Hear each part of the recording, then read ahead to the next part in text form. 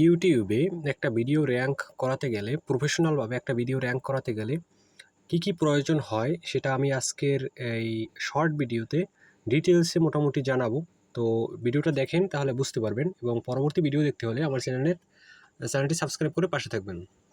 তো দেখেন, আমার এই ভিডিওটি র্যাঙ্ক হয়েছে অলরেডি। তো র্যাঙ্ক করাতে গেলে আমি একদম ভিডিওর ভিতরের জিনিসপত্র দেখাই। তো